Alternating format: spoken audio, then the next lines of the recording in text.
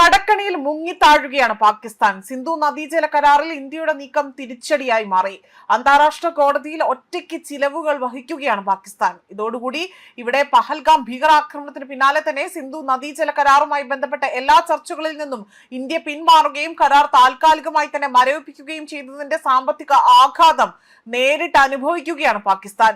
നിലവിൽ $6 ലക്ഷം തന്നെ, അതായത് ഏകദേശം 5 കോടിയിലധികം ഇന്ത്യൻ രൂപ ഇവിടെ പാകിസ്ഥാൻ ഇതിനായി മാത്രം ചിലവഴിച്ചു കഴിഞ്ഞതായും തർക്കം നീളുന്നതനുസരിച്ചുകൊണ്ട് തന്നെ ഈ തുക ഇനിയും കുത്തനെ ഉയരുമെന്നതാണ് എക്കണോമിക് ടൈംസ് പുറത്തുവിട്ട റിപ്പോർട്ടിൽ പറയുന്നത്.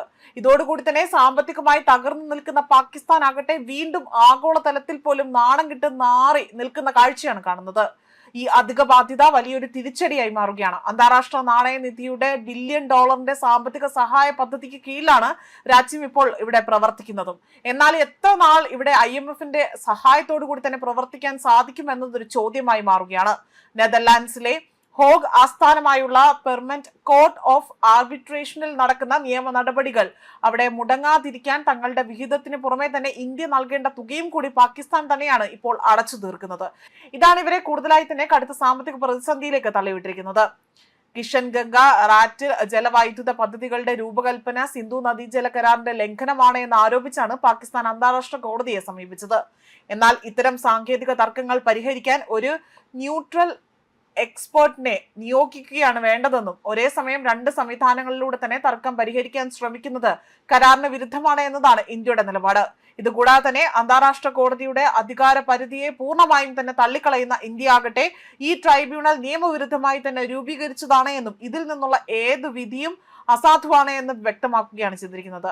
അന്താരാഷ്ട്ര നിയമങ്ങൾ അനുസരിച്ചുകൊണ്ട് തന്നെ ഒരു രാജ്യം വിട്ടുനിന്നാലും ട്രൈബ്യൂണലിന് നടപടിയുമായും തന്നെ മുന്നോട്ട് പോകാമെന്നതിനാൽ തന്നെയാണ് കേസ് നിലനിർത്താൻ പാകിസ്ഥാൻ നിർബന്ധിതരായി തന്നെ ഇവിടെ വരുന്നത്. അത് മാത്രമല്ല, പണം അടയ്ക്കാൻ പോലും ഇവർ നിർബന്ധിതരാകുന്നത് ഇക്കാരണത്തിലാണ്.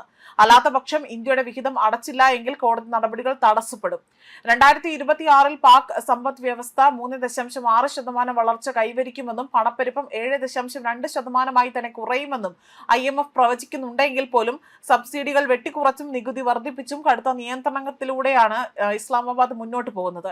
ഈ സാഹചര്യത്തിൽ അയൽ രാജ്യത്തെ കോടതി കയറ്റൽ അല്ലെങ്കിൽ ഇത്തരത്തിൽ അയൽ രാജ്യത്തെ കോടതി കയറ്റാൻ ശ്രമിച്ചാൽ ഒടുവിൽ അവരുടെ വക്കീൽ ഫീസും കോടതി ചിലവും കൂടി സ്വന്തം പോക്കറ്റിൽ നിന്ന് എടുക്കേണ്ടി വരുമെന്ന അവസ്ഥയാണ് പാകിസ്ഥാൻ ഇപ്പോൾ എത്തി നിൽക്കുന്നത്. അതിർത്തി കടന്നുള്ള ഭീകരവാദം പാകിസ്ഥാൻ പൂർണ്ണമായും അവസാനിപ്പിക്കാതെ തന്നെ സിന്ധു നദീജല കരാറുമായി സഹകരിക്കില്ല എന്ന കർശന നിലപാടിൽ ഇന്ത്യ ഉറച്ചു നിൽക്കുന്നതിനാൽ തന്നെ വരും ദിവസങ്ങളിലും ഈ സാമ്പത്തിക ബാധ്യത പാകിസ്ഥാനെ കൂടുതൽ പ്രതിസന്ധി ഘട്ടത്തിലേക്ക് മാറ്റുകയും ഇത് അവർ തന്നെ ചുമക്കേണ്ടി വരികയും ചെയ്യുന്ന ഒരു സാഹചര്യത്തിലേക്കാണ് പോകുന്നത്. ന്യൂസ് ഡെസ്ക് കർമ്മ ന്യൂസ്.